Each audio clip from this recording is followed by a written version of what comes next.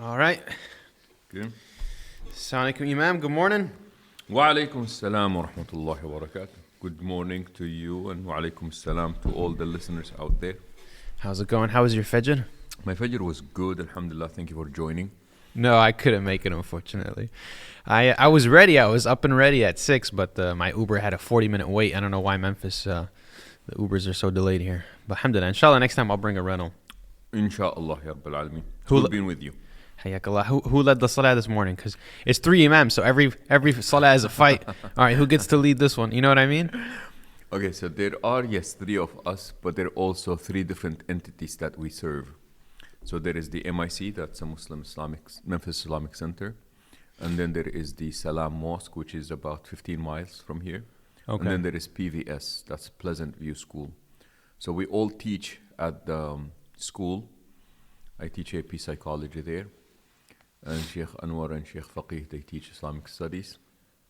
And we rotate at Salam Masjid as well, and we rotate here at MIC. Oh, mashallah. Okay, I thought it was all 3 of you just at MIC. So there's a school and then there's another masjid. Right. Okay, mashallah. Is there a specific area that each of you covers? Like this guy, you do the youth, and then this one does the khutab. Well, we try, but mostly I do the counseling. Okay. That's my main responsibility here. Okay, do you want to dig into that? What kind of counseling do you do? Well, I do all kinds of counseling. This is actually one of the better choices that I made in life. I've made very few good choices in life. Alhamdulillah, so far. Alhamdulillah. But studying counseling, I would say, is really very high up there. So when I became an imam, I was very young when I became an imam. So we're talking about like 24, 25 years ago is when I became an imam. Mashallah. So I was younger. And what has happened is people would come in with all their issues to speak to the imam.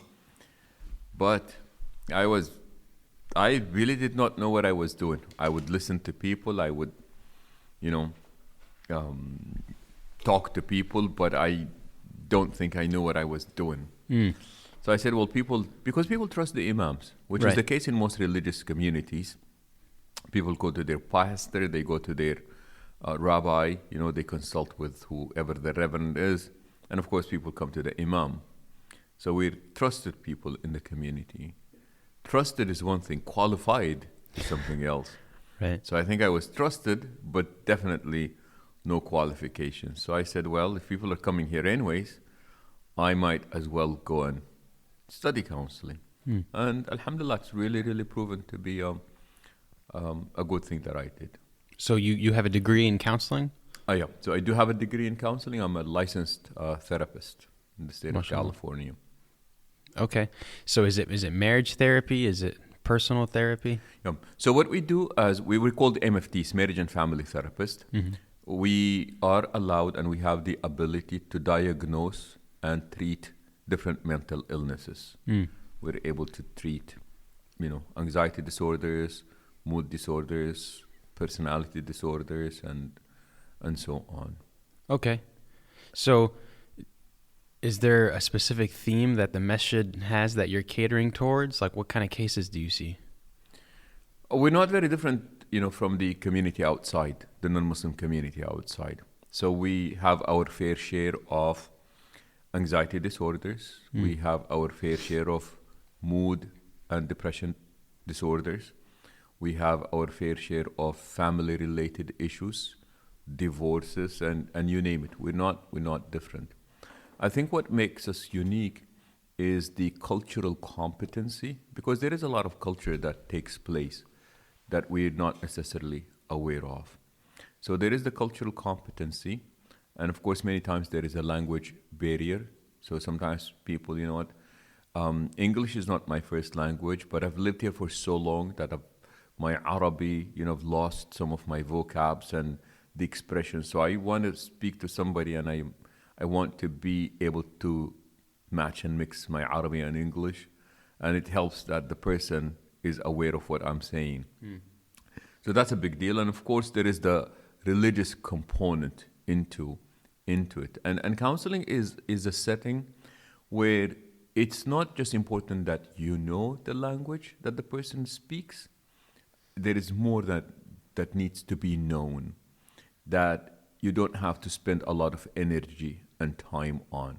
A hijabi comes in, you know, she really does not need to say a single word about her hijab. If her hijab is not an issue, why she's coming to counseling. Versus somewhere else, you know, the counselor may be confused as to why the hijab is there. For example, or as they say, if you speak to people in a language that they understand, you go to their head. If you speak to them in a language that they know, you go to their head and their hearts.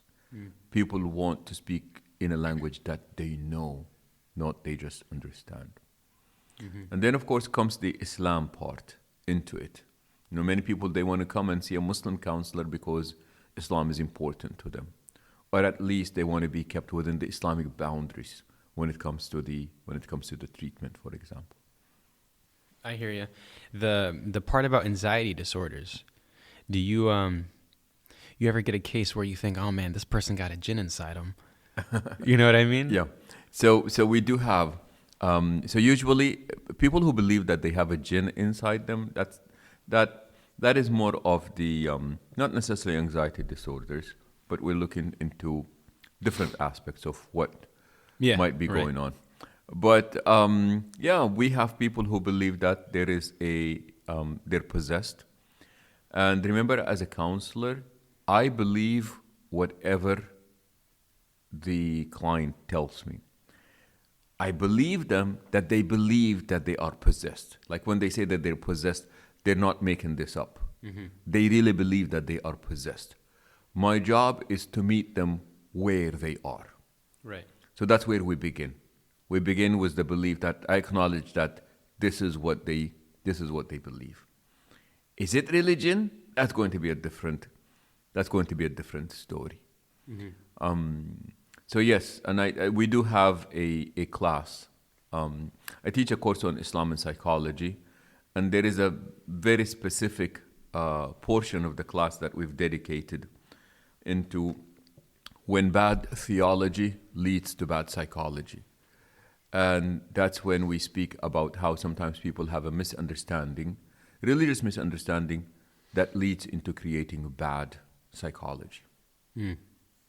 So, have you ever had someone tell you, I think I have a jinn inside me? Oh, a lot of people. Really? What do you tell them? A lot of people. What do you do when they... Yeah, we start a treatment plan. We start a treatment plan with them. But what's the treatment plan? Well, why do they believe that they have a jinn? Are they hearing voices? Are they seeing things? Are they experiencing sensations without the presence of a stimuli to have these sensations? And most people would say, yeah, they do hear voices. And, at that point, as a therapist, you are thinking of schizophrenia and, these types of disorders. They're hearing voices, they're seeing things, they're sensing things. So, but like I said, the most important part is meeting the client where they are and not immediately challenge the client. So my job initially is to make the client feel safe. That's like the number one. I'm not even worried about what diagnosis they have, or just making people feel safe, like creating a safe environment for people to just be. Afterwards, a non-judgmental setting. People are going to come and talk about stuff that's embarrassing, that's compromising, stuff that they are remorseful about, that they regret, they feel bad about. Yeah. A lot of people would come in, and because of my training as a sex therapist, a lot of people come in for pornography addiction. Oh, you're a sex therapist? Yes, I'm a sex therapist. What does that entail? What are you therapizing? What needs to be remedied in that area? Well, so a sex therapist again is a person that is. So in our case, my certification was to be a certified sex educator, counselor, and therapist. So you educate about sex and sexuality. And of course, in our case, we do it from an Islamic perspective. So we, again, have a course on Islam and sexology, as well as a course on Islam and psychology. We also have a course on when bad theology leads to bad sexology. Oh, wow. Yeah. So in that sense, we do again diagnose and treat sexual disorders, Yeah. and and therapy related to that. So can you give me something? Give me an example. Somebody comes in, Sheikh, I got this issue. My wife is refusing me. Is that what you're getting, or? So you're talking about intimacy related problems in marriage. Mm-hmm. That is one area, but you're also talking about stuff that might be going on with the individual. So I'll give you an example. So one of the most common disorders that we're seeing nowadays is porn-induced erectile dysfunction. Mm. And what that means is that these are a lot of people who have watched lots and lots of porn, so much so that they are unable to get an erection. Wow. Depending on how early they started watching pornography and how long and how intense they have been watching it, sometimes, unfortunately, the damage is irreversible. And what has happened is that your body, your brain has gotten so used to the stimulation that was taking place by the pornography. So the problem with pornography is that in addition to it being absolutely haram, what it does is that it kills the natural stimulants for a man. Meaning that the presence of a woman, the touch of a woman, is naturally sexually stimulating to a man. Yeah. A woman can touch a man anywhere and can potentially be sexually aroused because your biggest sex organ is... You want me to say it or something? Yeah.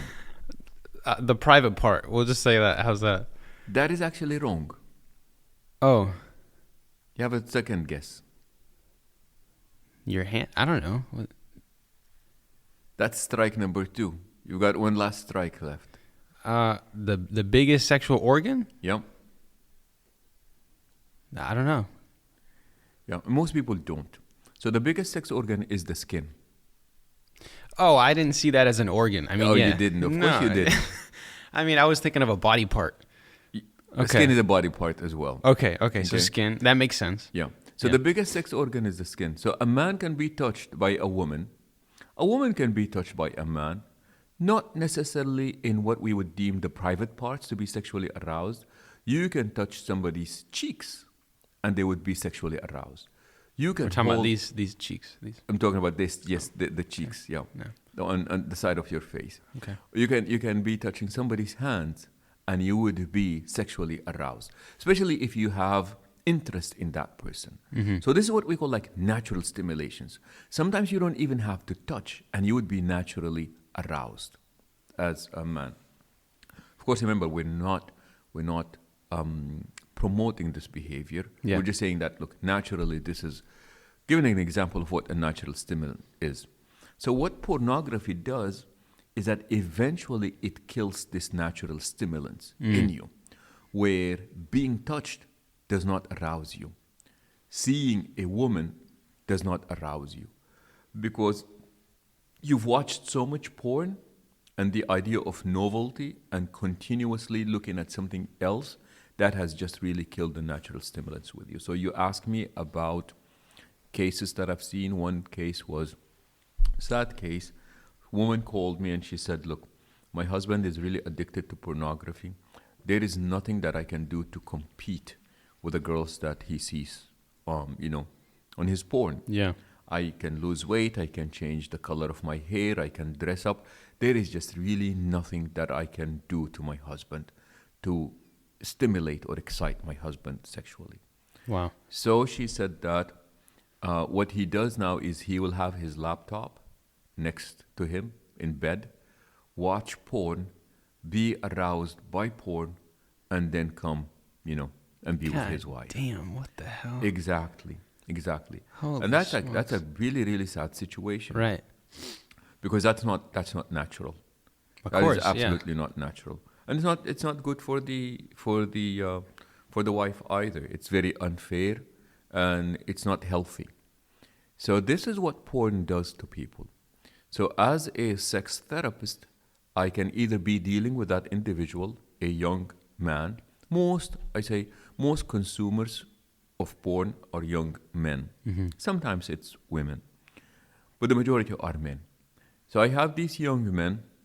They can come either as individuals, or sometimes you have got couples who are suffering in the bedroom because the man has had, porn addiction.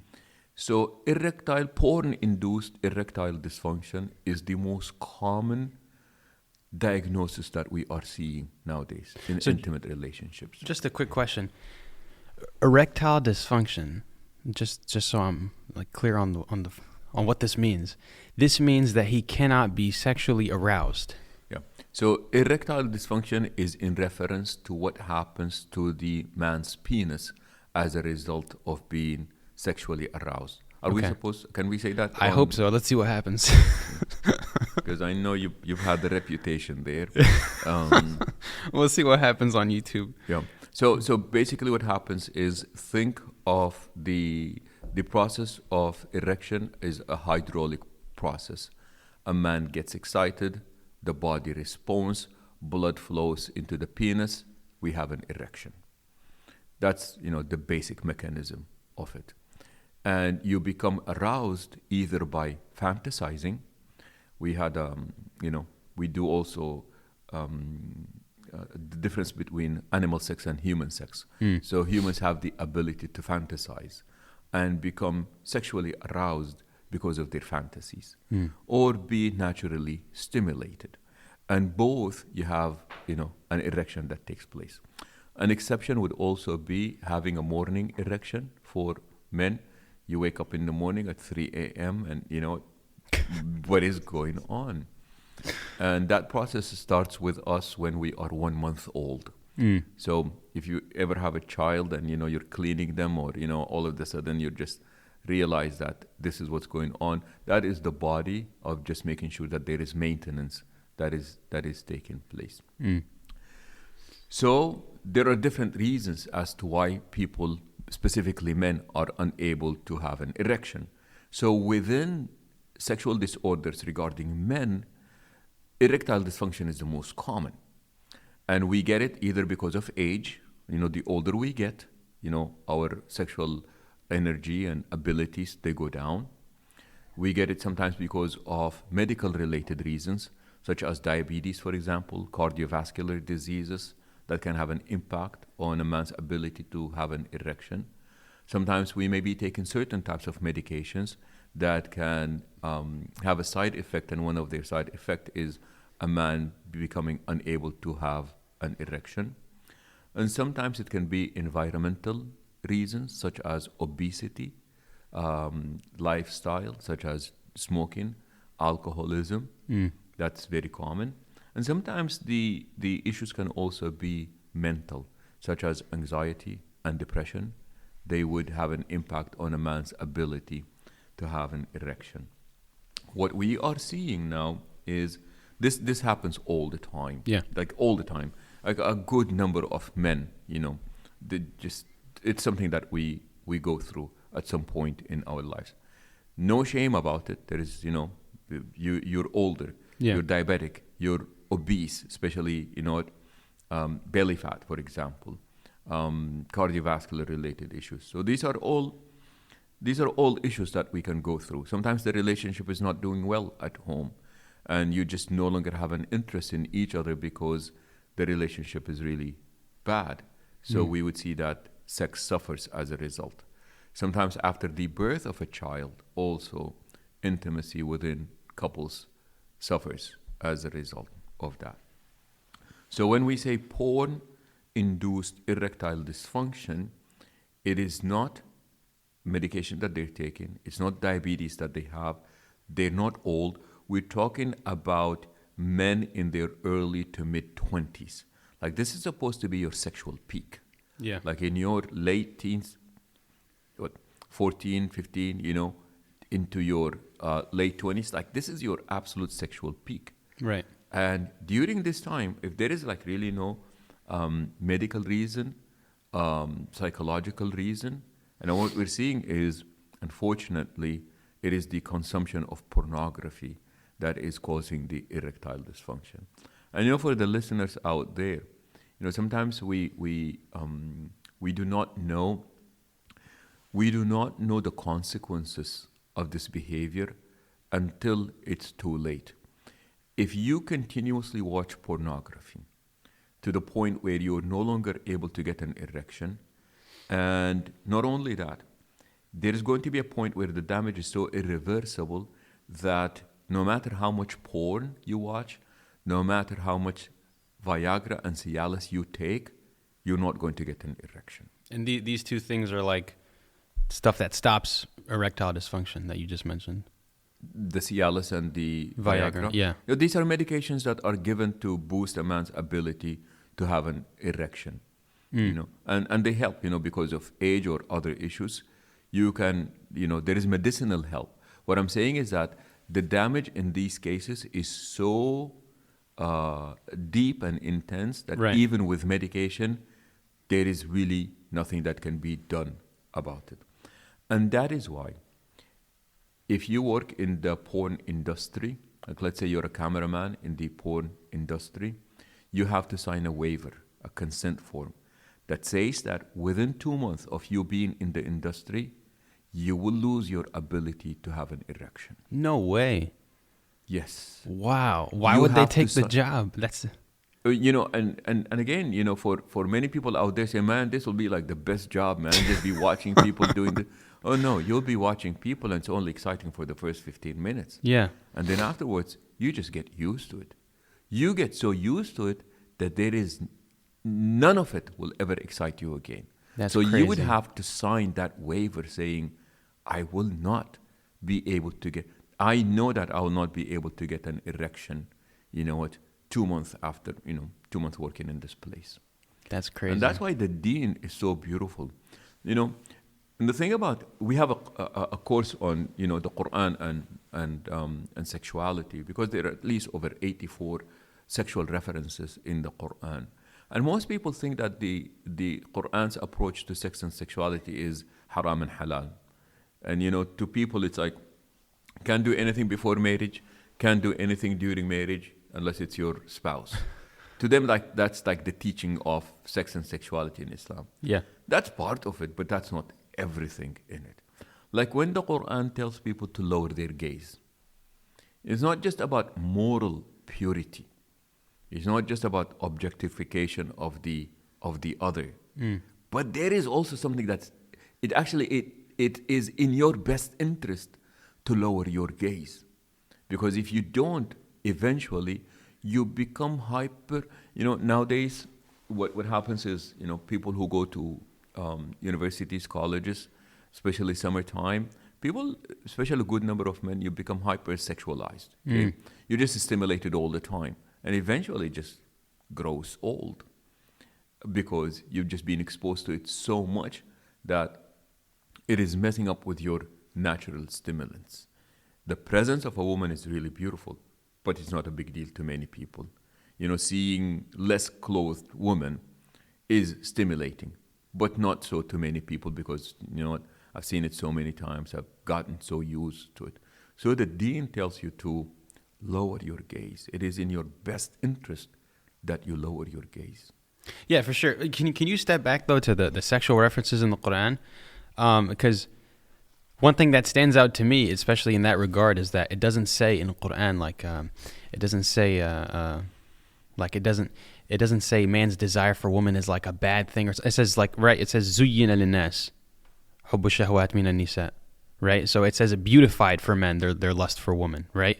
So it just, isn't that an interesting phrase there? I just thought that was interesting that it says that it's a beautiful thing. It just needs to be catered in the right channel. So when you read the Quran, there are two things. Sex is both celebrated and regulated. And then the Quran is very critical of those who over-regulate and those who over-celebrate. So celebration and regulation, and the way that the Quran speaks about sex and sexuality. This is one of my favorite courses to teach, because I really do. Just as somebody told me once, he said, man, if you ever want to talk to Muslims and you want them to listen attentively, talk either about sex or the jinn. And people just like be absolutely quiet, Yeah. listening to you. It's fascinating. It's a human, even though sex is not seen as a need, but it is a motive. It's not a need like food. It is a motive. We are sexually motivated beings. That is natural. And the Quran celebrates this, constantly referring to this idea of azwaj. One beautiful reference you find in Surah Al-Ma'idah, where Allah subhanahu wa ta'ala, praises rabbis, okay? Sorry, not rabbis, monks, okay? ذلك بأن فيهم قسيسين ورهبانا. He said that the closest to us in affinity are those who say that they are Christians, because amongst them are the ministers and the rabbi and The monks. And the monks. Okay? وأنهم لا يستكبرون. And these are people who are not arrogant. Yeah. And then it speaks about them. And then few verses down, all of a sudden the Quran does what we call like a sudden shift. To the reader, it's considered a sudden shift. Some people are critical of the Quran and they say that the Quran is an incoherent book because it jumps around a lot. And even as a reader of the Quran, you'll be reading and then all of a sudden there is just what we would say sharp shift in like topics. It'll be talking about something and then all of a sudden it jumps into يا أيها الذين آمنوا لا تحرموا طيبات ما أحل الله لكم. O ye who believe, do not consider to be illegal the goods that Allah subhanahu wa ta'ala has created for you. Because in the previous verse, the Quran was praising the monks because of this concept of rahbaniyya, celibacy. Now the Quran says, رَهْبَانِيَّةً ابْتَدَعُوهَا مَا كَتَبْنَاهَا عَلَيْهِمْ. Celibacy is something that they have invented that we've never prescribed upon them. So what the Quran does is that it praises them, but it's saying that even though we've praised them, the idea of somebody is so devout that they say that even when it comes to my own desires, I will deny myself because I just want to get closer to Allah subhanahu wa ta'ala. So it is telling about somebody. So the Quran immediately then, as a precaution, it goes, do not deem illegal the good, wholesome things that Allah has made legal for you. And the first reference that we find in the Quran regarding sex and sexuality is that sex is considered something to be tayyib. It's good. It's wholesome. Allah has created it for you. So we are invited to celebrate sex and sexuality. And also the verse that you referenced in Surah Al-Imran, زُيِّنَ لِلنَّاسِ. Okay? Now, the Quran says celebrate, but do not over-celebrate. Regulate, but do not over-regulate. It got to the point, and when we look into the history of sex and sexuality, especially when it comes to religion in the course.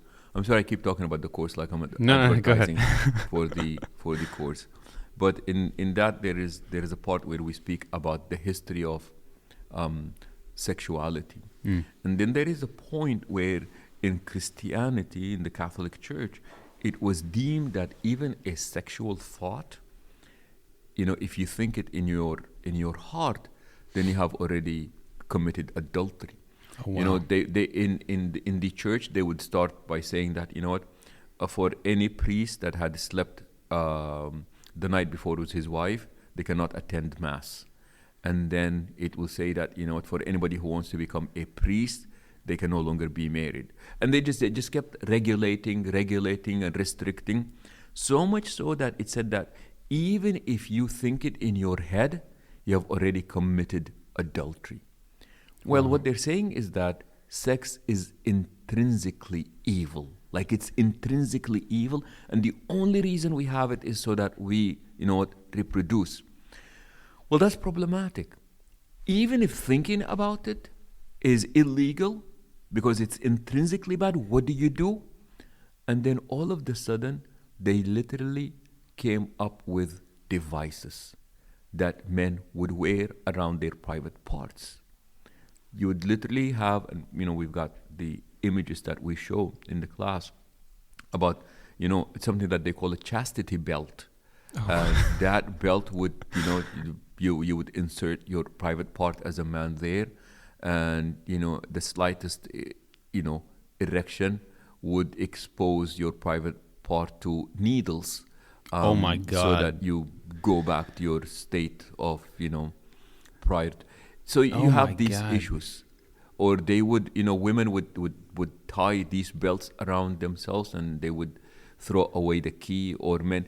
And it just gets to the point where, because you were made to feel so guilty for even having sexual thoughts, which is really bad. You become a guilt-motivated individual. And that is not healthy. So the Quran is very critical of this type of approach to sex and sexuality. Sex is tayyib, it's good, it's wholesome. What the Quran says is, you need to put this in the correct channel. Channelize your sexual power and energy into something that is good.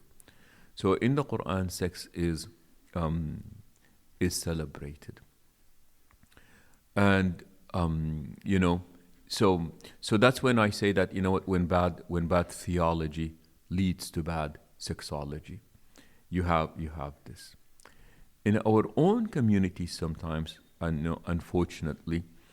We have an issue that I don't think we are aware of how much it's impacting us. If you ask the average person, when is a young man, sexually ready? When I'm saying sexually ready, like physically sexually ready. 14, 15, would you say? Yeah, I think that sounds about right. 14, 15. High school, yeah. What is the average age that Muslim men get married? Oh, that's like maybe 25, 26. 26, 27, 28. Yeah. Well, if I am ready to be sexually active at the age of 14, but I can only get married at the age of 28, what happens to the 14 years in between? That's what we call 14 years of hell. Yeah. So, okay, so I see where you're going with this. I'm wondering, though, is the solution to take our concept of marriage, which we consider something that you do post-grad when you have a degree, when you can afford your own living in your own house and whatnot, and you can take care of a wife and all that good stuff. Should you take that concept and make it smaller and say, no, we don't need to do it like that. All we need is 2 witnesses and a mahar. They can be in a relationship together. They don't have to be in their own house. They can still be in high school and they can get married. But doesn't that seem like, if we did it that way, doesn't that seem like you're trivializing marriage? I don't think we are aware of how big the problem is. So you're jumping into the solution, and you've already come up with a solution, and you've already discredited the solution that we just came up with. Yeah, I'm just saying. Okay. So now I'm looking into this kid who is 14 and is able to only get married when they're 28, 14 years later. Mm-hmm. I'm worried about the next 14 years for this kid. Think about it, okay?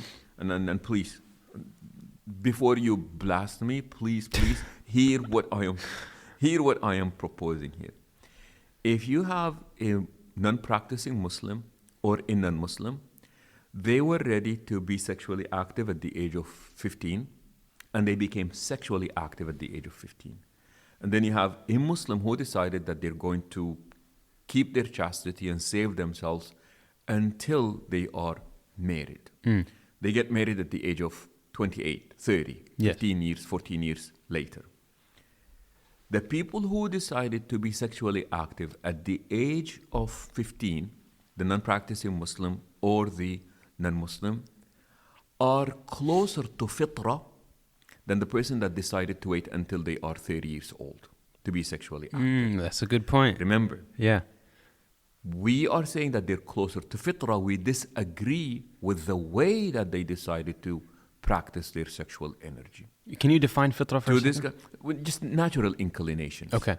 They're closer to nature than this person that decided to wait until they're 30. Now remember, we commend this person for their desire to keep their chastity. But what we're saying is that this is not natural. Yeah. Especially given where we are, the time that we are in, this is not natural. So what does the person do between now and 15 years later. And this is not like, what, you're fasting, it's just like a matter of few hours and then you will break your fast. Yeah. This is not like, what, just wait until the end of this semester and what, you will get this. No, this is wait until you are 28, 14, 15 years later before you do this. So in between, what does this person do? You create a lot of young people who are sexually frustrated. Yeah. What does that mean? You have got somebody who sees everything around him sexualized. In the classroom, everywhere you go, sex is in your face all over the place. Mm-hmm. Okay? And then this person is asked, you can't have any of this. Well, because it's haram, chances are the person becomes, because now what we teach is just suppression. Okay? Yeah. Usually suppression leads to anger leads to resentment, and then the person becomes conflicted. It's like, on the one hand, I want to be a good Muslim, but on the other hand, I also have my own needs. But then, you know what? Maybe watching porn is a lesser evil than this. But then when I watch porn, I feel so guilty. It's like, I'll be watching porn, and as I am watching it, I'm already feeling guilty. So I am neither enjoying the porn that I am watching, nor am I enjoying being a good Muslim. This is a very, very depressed person. Right. And what I do nowadays is, when I have young people come in, seeing me, you screen people and you ask people different questions. And then one of the questions that I ask is, what is your porn consumption like? I don't ask whether you watch porn or not. I say, given your age, the average person your age, 18, 19, watches porn about 5 to 7 times a week. Would you say you are within that average? And 90% of the time, people would say maybe a little more. Wow. Okay. I have had people who call and say that Ramadan is their toughest time. That's like when they are depressed most. Because during the daytime, they are unable to watch their porn, or they watch their porn and then they really, really feel guilty because they just broke their fast. Wow. And from there on, the ramifications and the consequences are so unbelievably great. And there is this correlation between consumption of pornography and depression. Especially really? Amongst, oh yeah. Wow. Yeah, especially amongst, think about it. Here you are, you just finished watching porn and you feel so guilty. Remember, here is the thing about depression. So we usually feel guilty due to a behavior. Okay, I feel guilty because I did something bad. Well, what happens eventually then is that guilt becomes so deep that it's no longer just guilt towards the behavior. Now I start formulating thoughts about myself. So now, instead of me saying that what I did is bad, now I'm thinking, I am bad. Well, that leads into depression, which leads into more guilt, which leads into more feelings of shame, which leads into more depression, leading into more guilt, more shame, and then the circle becomes a very vicious circle. Yeah. Okay. So now, what do you do? What do you do between now and 15 years from there on? So this kid will say, you know what? I watch porn and I feel such a hypocrite when I go to the masjid. I stopped going to the masjid. I watch porn, but I feel such a hypocrite when I go to Jum'ah. I've decided, man, what good is my Jum'ah? I feel so hypocrite that I'll be doing my prayers, my salah, but man, I've just been watching porn. It's like, what good is my prayers? So they abandon salah now. Wow. So they abandon the masjid, they abandon salah. And, I didn't pray Fajr, so what good is my dhuhr? I didn't pray all day long, why would I pray Isha now? I didn't pray all week long, why would I go to Jum'ah? I don't even pray, why would I fast? And you just there on. And, this idea of al-ma'asi barid al-kufr, the accumulations of sins will ultimately deliver us to disbelief. Mm. And that is the sad part.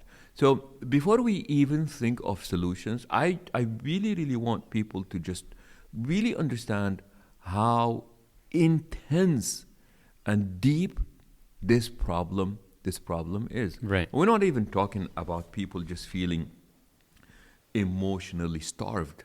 There is a point where as a man, I need a woman in my life. There is a point where a woman needs a man in her life. There is something about being male that can only come out in the presence of a female. There is something about femininity that can only be explored in the presence of a man. We're not just talking about sex and sexuality. Just being in the presence of a woman for a man, or being in the presence of a man for a woman, that in itself, we are incomplete without one another. And you don't get to see that. And you look around, your friends, your classmates, everybody's got somebody except me. Everybody's going out with somebody except me. Everybody has somebody towards whom they can direct and channel their sexual energy, their emotional energy. That's reciprocated and given towards each. And none of this is I am getting.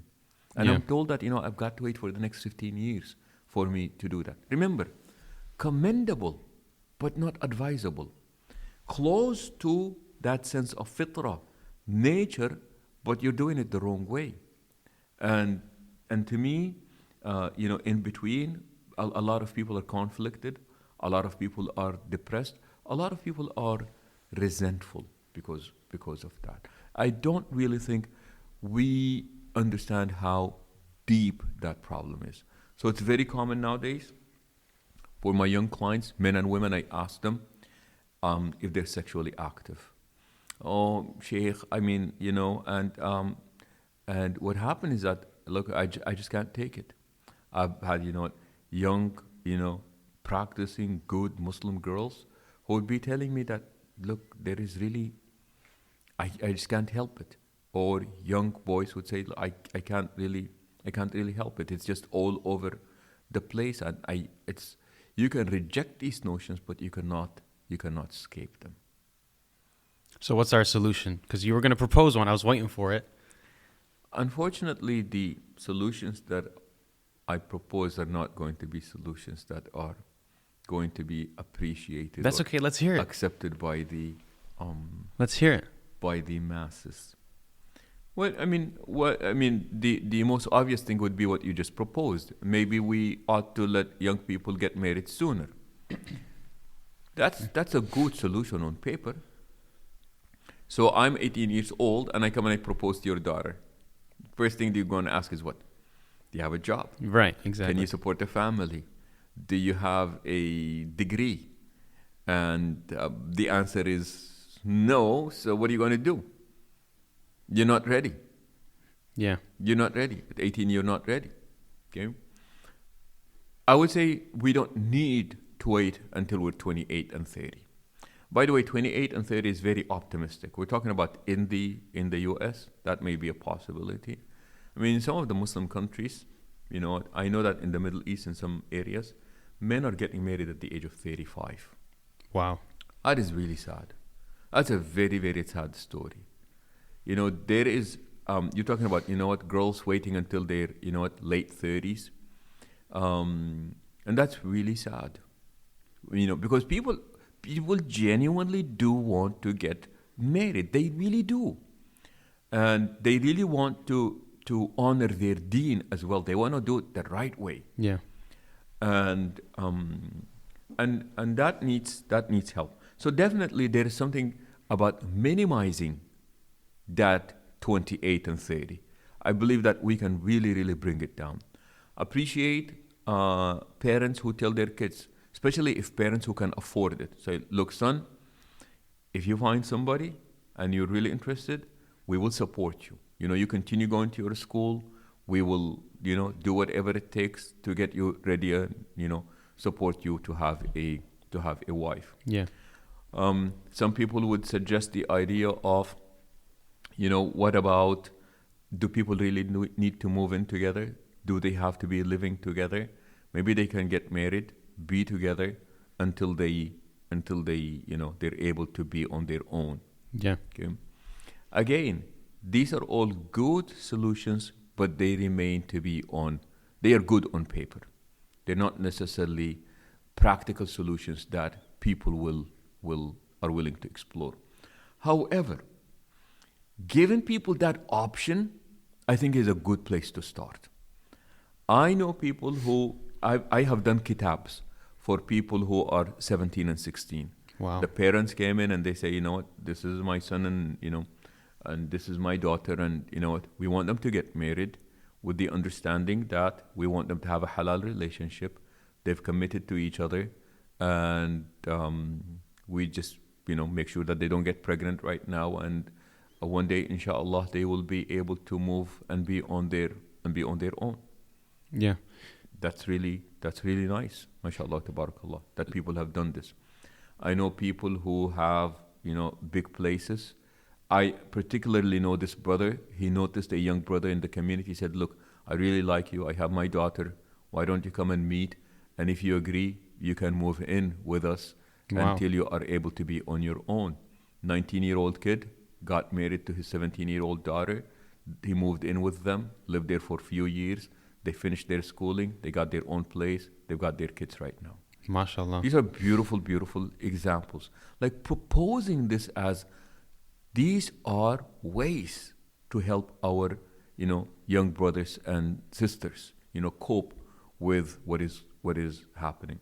Remember, and this is not just about, sexual activity. We're talking about making sure that, there is compatibility that is taking place in the process, that these are good people, they have a similar commitment to the deen as well. This is not just facilitating for sex. Yeah. That's not what I'm proposing. I am proposing facilitating for healthy relationships early on, because that just helps people from going on the wrong path. Yeah.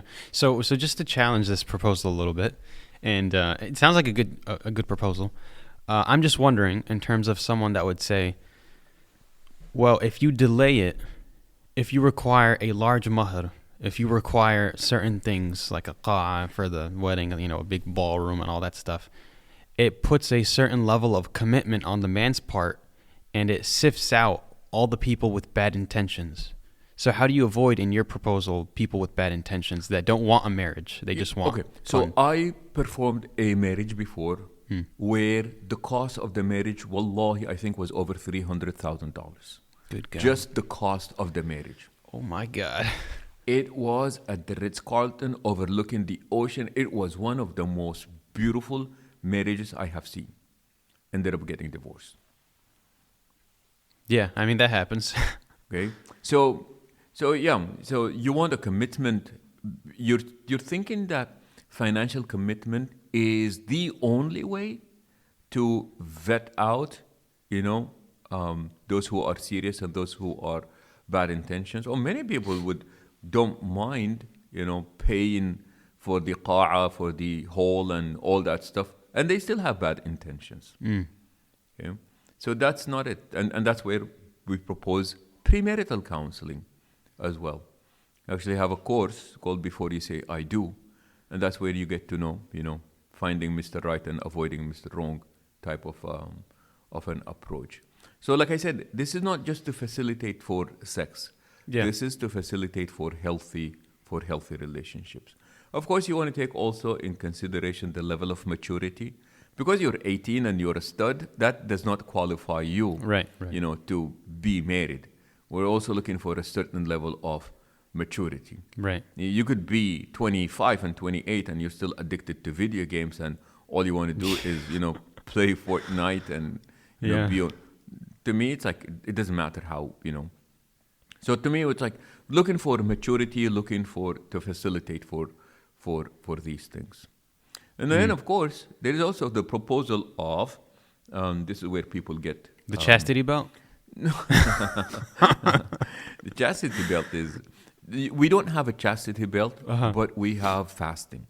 Because in the hadith, the Prophet ﷺ, he proposed that people who... He said, if you are able to support a wife, get married. If you are unable to support a wife, then engage in fasting, for that will be, your temporary castration. Okay. فإنه له وجاء. It's a form of castration, but it's a temporary one, and it is self-imposed type of castration. And the point here is, this is what we call finding the pleasure of self-discipline and self-control. See, the way that we teach now, it's like haram, but we really don't teach that there is a lot of pleasure in self-discipline. Like literally a lot of pleasure in self-discipline. We don't teach that, and that's something that is left out when we talk about these things. The other proposal, of course, is polygyny. That is having, multiple wives. That is another way as well. Some people are more ready than others. They have the ability, and that's another proposal that that is being put out there. And unfortunately, within our Muslim community, polygyny, even though it's halal, and I'm not just going to get heat for this, but I'm literally waiting for white people to start proposing polygyny as an option so that the Muslims can actually join. Even though it's halal, but right now it's not something that is encouraged. Muslims are actually nowadays are kinder to people coming out as homosexuals than they are to people coming out as, polygynists. Multiple, yeah, that's crazy. It is the craziest of crazy. So, it is the craziest of crazy. And how does this, where does polygyny fit into what you're proposing? Because we're talking about relieving, the crisis of the sexual crisis in the Muslim community. How does polygyny solve that? Again, you have got a lot of our sisters who are actually open to this type of arrangement. Oh, you're saying there are women that can't find a husband, so they marry men that are already married. That solves that. Yeah, and remember, we're not holding that against these women. Yeah. I mean, I can tell you, and a good number of imams, we receive these types of phone calls all the time. And when I say all the time, I'm talking about all the time. Women would be saying, Sheikh, I had, sister calling in. She said, Sheikh, I'm 34. My biological clock is ticking. I am a high achiever. Professionally, I am doing excellent. Financially, I'm very independent. Academically, I've got really to where I wanted to be. But my desire in life is to be a mother. I really, really want to be a mother. And my biological clock is ticking. I'm a committed Muslim woman. I don't want to do anything that is haram. I just want to be a mother. Sheikh, I am open to any arrangement. Remember, open to any arrangement is not an invitation that I'll take any Joe and Mo. Yeah. She's saying that I am open to any arrangement that is halal. Preferably, if I can be an only wife, that would be my preference. But I don't mind being a co-wife. I don't think that we have created enough social validation for these proposals to be taking place. Because immediately she is going to be accused as a husband stealer. A husband is going to be accused as being a womanizer. And a lot of people are resorting to having these relationships privately. They're not publicizing it because we have not created enough social acceptance for it. A person can come out as homosexual in the Muslim community and people will be congratulating them. You have got my support. I'm not judging you. You know what? Who knows? Allah is the only one that judges, and all that. Don't have really socially acceptable words to tell you how I feel about these things. But you can't really be celebrating this and at the same time looking down upon people who choose to do these things, both brothers and sisters. And to me, that's like the sad part. It's almost like the warning that the Prophet ﷺ said. There will be a time when people are going to be quiet, neither commanding the good nor forbidding the evil. And then there will be a time where people will publicly command, they will stop people from doing good, encourage people to do evil, and sometimes people will even actively encourage stopping the good and actively encourage doing the evil. Every time you wave that flag, you're encouraging evil. You're really encouraging people. Every time you express support for somebody coming out, you are encouraging evil. I'm not saying be rude, but be quiet. That's the least that you can do. Shut the hell up. You really don't need to be out there. I remember when the Supreme Court came up with the decision that, you know what, homosexuals can get married. I remember it was during Ramadan. And I remember they gave the khatib, Allah. I was like crying. I said, look, all these Muslims waving, you know, on Facebook. Facebook was popular back then. You know, be waving flags and, you know what, today we won and love, what is it? Love won and all. To me, it's like, are you serious? Are you serious? You know, and that's what I'm saying. Unfortunately, I am just waiting for polygyny to become popular, you know, popularized by white people. Because remember, our right and wrong is popular culture. So if somebody does it and they accept it, then maybe we'll say, oh, you know what? In Islam, it's always been halal. That's what we're waiting for. There are some people, like famous people, that openly talk about open relationships on Twitter. Like they'll say, yeah, we're in a relationship, but we're both open. Yep. Meaning they both go to other partners and neither mind. Yep. So that's become normal, I think. Nobody judges people for open relationships. I don't know if they have a normalization yet of committed polygyny relationships, though. It's still something that people look down upon. I know it's the Mormon thing, so that people still mock the Mormons for it. So. Oh, I'm telling you, that's why it's really, really unfortunate. That's why when it becomes popular, the same Muslims will jump and say, oh, you know, in Islam, for the past 1400 years, it's always been, you know. I had one of the strangest fatwas that I got in terms of, you know, doing what I do was somebody was invited to Aqiqah. Aqiqah is a celebration of a newborn child. And he said that the sister actually went to the sperm bank and just got herself pregnant from the sperm bank. And now she has a baby and oh, wow. Okay. They're throwing aqiqah for the baby. So there's no husband in the picture? There's no husband in the picture. There's not like a husband that can't have a kid? No. And so she got a fatwa for this? Even then you can't do that. But this is the person that really, what's going on? Well, I'm 38. Biological clock is ticking. I have very limited number of eggs left in me. And there was no way I was not going to be a mother. Well, why don't you get married? Well, I tried that once, it didn't work out. And by the time I meet this Muslim guy, and that's just going to be too long. I cannot afford to do that. So what did she do? She went and she got herself, you know, pregnant. She went to the sperm bank and got pregnant. Yeah. Now check this out. People say, well, you know what, who are we to judge? She was under a lot of pressure, and you know what, who knows? Right now, let's just take care of the baby. Allahu A'lam what her intentions were. We don't know about the mental state that she was in. Look, man, I am all for kindness. Do not mistake kindness for giving legitimacy to a wrong action. Yeah.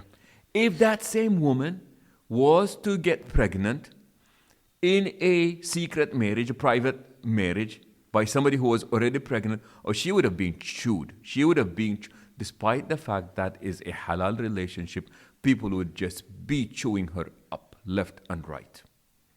But this, I mean, who are we to judge? You know what, just leave it to Allah subhanahu wa ta'ala. It's like misplaced compassion that only there is really no, there is, never mind. I hear you. You know, there's speaking of fatwas, there's when we were talking about proposals and options, there's one you didn't mention, which is was a phenomenon in one point in time. about temporary marriage, Yeah. that people marry for the intention of divorce. Yeah. And there was a fatwa given to a group of students that were traveling to the U.S. or whatever. Have you heard of this? Yeah, man. Yeah. Do you want to dig into that? What's your perspective on these folks that do temporary All marriage? right. So in all seriousness, so remember that mut'a marriage, temporary marriage, is something that is openly accepted in Shia theology. In Sunni theology, it is a debated issue, however, with the majority of scholars saying that mut'a marriage was initially acceptable but later on prohibited. In Sunni theology, agreed upon that somebody who is guilty of mut'a, temporary marriage, is not to be punished for adultery. And then they say, لِشُبْهَةِ الْحِلْ, because there is the possibility that it is halal. Or at least the possibility that this person deemed that relationship to be halal. So that is something that I think needs to be looked into. I really believe that this is something that needs to be revisited and looked into. And then there is what you propose, or the fatwa that was given, and that is, can a person marry with the intention of divorce? Where a man marries a woman intending to divorce her, knowing that this is not going to be until death do us apart. Okay? That's a form of deception. Okay? Yeah. Now people can get married and they don't say that. They just say, look, I know for a fact, I have performed many of these relationships where people will just come and say, Shaykh, we're just going to get married right now. And I say, well, how well do you know each other? Oh, we're in the process of getting to know each other. And you get the sense that these are people who are there because they don't want to do something that's haram. My job as an imam is to facilitate for halal. Especially when I know that the people are about to do something and they came in with the intention of giving legitimacy to this relationship. My job is to facilitate for that which is halal. Now, I know that many people would disagree with this approach. My job is to facilitate for halal. That is really my job. I have had many people who say, look, right now, we don't know where I'm going. She doesn't know where she's going. We're just going to leave it up to, whatever happens. But for right now, we are together. I have performed marriages where people really got married out of convenience. Sister called and said, Sheikh, I really cannot afford a full-time husband right now. I'm a single mom. I have my career. I really, really want to look after my children. I don't have time for a full-time husband, but I'm a committed Muslim woman. I just want an arrangement that works for me. I preferably, I don't want somebody living in with me. I really want to look after my kids. And to me, these are my heroes, because these are people who really want to commit to the deen. And as long as the arrangements are halal, they're saying that this is really what we want. We want something halal.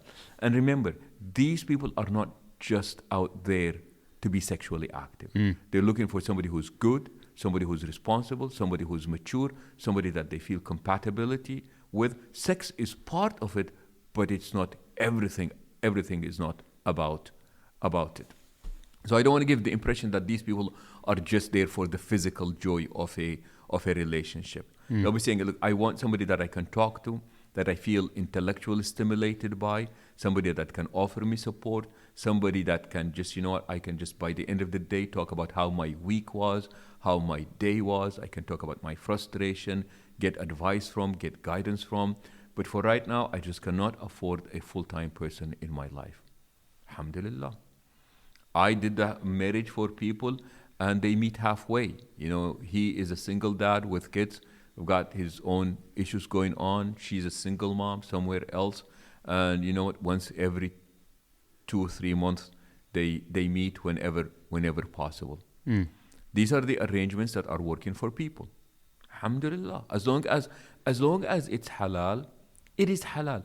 And that is the beauty of the deen. The deen does not have a specific way of how you handle your marriage. Now, generally speaking, ideally, we would want people to be living together, be in the same place, father the same kids, and that's all beautiful. But not everybody they have the same circumstances. The Deen is willing to facilitate for whatever different circumstances there are out there for people. And as long as it's halal, this is really what matters. Yeah. So you said this is something we should look into. This is something that we should look at with the lens of it's halal, not the temporary marriage, or not the marriage for, I don't know how to put it, but the marriage where there's people not exactly living together. But the other thing you said was this is something we should look into, talking about temporary marriage. Do you mean that we should look at it with the lens of this is something that should be looked at as halal in light of certain circumstances? Is that what you're saying? You're trying to put me in trouble here. No, I want to hear what you honestly think. That's what this is for. I honestly think that this is like where the trouble comes in now. But I honestly believe in my heart of hearts, this issue is really debatable, and I don't think that I really think that it is something that needs to be looked into. Because even within I'm talking about Sunni theology. See, right. In Shia theology, this is a done deal.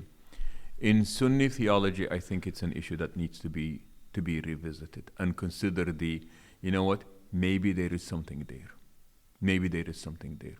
Because to me, I cannot see how the Prophet ﷺ would say this is haram, but it's halal for right now. Because ultimately what they're saying is that it was haram, it was halal for a while, and then it was deemed to be haram, and then it was made halal again, and then it was declared to be haram. To me, I'm not sure about. I am really not sure, and I'm just talking about my own beliefs regarding this issue after really considering it. So part of sexology is looking into these issues, but it's something that needs to be revisited. Got it. Okay, inshallah. Like there might be a room in Islamic jurisprudence for this. So I just got your fatwa on the validity of mut'ah in Islam. I'm very Sunni sure Islam. that the listeners, that's not what they heard. No, I'm just kidding. The listeners heard that this is something that needs to be revisited with the hopes that Islamic jurisprudence can potentially accommodate this. Got it. Jazakallah khair. Then any final thoughts before we wrap up? Because we're at the top of the hour here. We're good. It was a pleasure talking to you. And Jazakallah khair, likewise. Yep. Hayakallah. We'll see you next time, Sheikh. I appreciate your time we did a second session during this retreat to Memphis. So Alhamdulillah. I appreciate your time. Pleasure was khair. all ours. Thank you for coming. Jazakallah khair. Assalamu alaikum.